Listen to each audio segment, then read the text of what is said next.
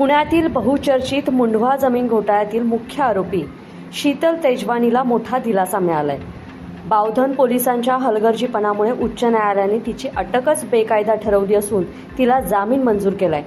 मुंढवा येथील तब्बल 40 एकर सरकारी जमीन बेकायदेशीरपणे विक्री करून कोट्यवधींचं मुद्रांक शुल्क बुडवल्याचा गंभीर आरोप आणि या प्रकरणातील कथित मास्टरमाइंड शीतल तेजवानी सध्या अटकेत आहे। मात्र तिच्या अटकेवर प्रश्नचिन्ह निर्माण झाले। मुंबई उच्च न्यायालयाने बावधन पोलिसांच्या कारवाईवर ताशेरे ओढत तेजवानीची अटक आणि पोलीस कोठडी बेकायदा ठरवली। कारण काय तर अटकेपूर्वीच्या कायदेशीर प्रक्रिया पूर्ण करण्यात पोलिसांकडून गंभीर त्रुटी आहेत। मुंढवा येथील भारतीय वनस्पती सर्वेक्षण विभागाच्या मालकीची सुमारे 40 एकर जमीन विक्री प्रकरणी मोठा घोटाळा समोर आलेला। ही जमीन पार्थ पवारांशी संबंधित अमेडिया कंपनीला विकताना कोट्यवधी रुपयांचे मुद्रांक शुल्क टाळून सरकारची फसवणूक केल्याचा आरोप आहे। या प्रकरणात कुलमुख्तार असलेल्या शीतल किशनचंद तेजवानी, कंपनीचा संचालक दिग्विजय पाटील आणि तत्कालीन सहदुय्यम निबंधक रवींद्र तारू यांच्या विरोधात बावधन पोलीस ठाण्यात गुन्हा दाखल करण्यात आलाय।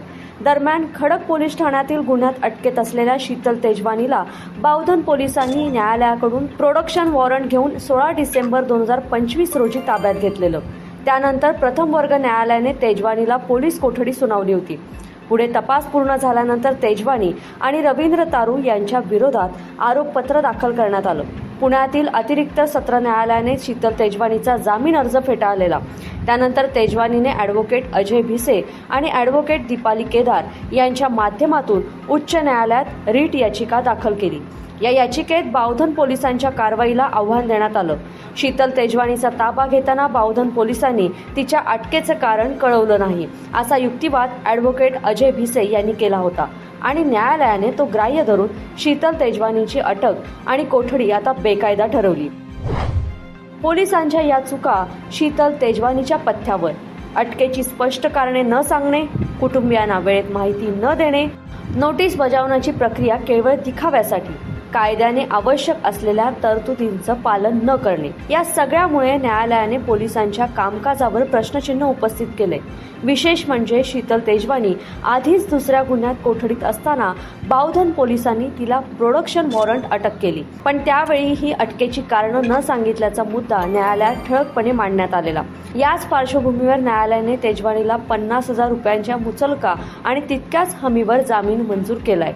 दरम्यान या संपूर्ण प्रकरणामुळे एक मोठा सवाल आता उपस्थित होतोय। हा फक्त निष्काळजीपणा होता की जाणीवपूर्वक केलेली चूक? सुरुवातीपासूनच या प्रकरणात पोलिसांच्या भूमिकेवर संशय व्यक्त केला जात होता आणि आता न्यायालयाच्या निर्णयानंतर त्या सगळ्या चर्चांना आणखी जोर आलाय। बावधन पोलिसांच्या गुन्ह्यात जामीन मिळाला असला तरी इतर प्रकरणांमध्ये शीतल तेजवानी अटकेत राहण्याची शक्यता आहे। या प्रकरणाचा पुढील तपास आणि पोलिसांच्या भूमिकेवर काय कारवाई होतय हे पाहणं महत्त्वाचं ठरणार आहे। लोकमत.com साठी पुण्याहून किरण शिंदे यांचा रिपोर्ट। अशाच ताज्या घडामोडी पाहण्यासाठी आमचं YouTube चॅनल सबस्क्राईब करा आणि आमचं Facebook पेजही फॉलो करायला विसरू नका।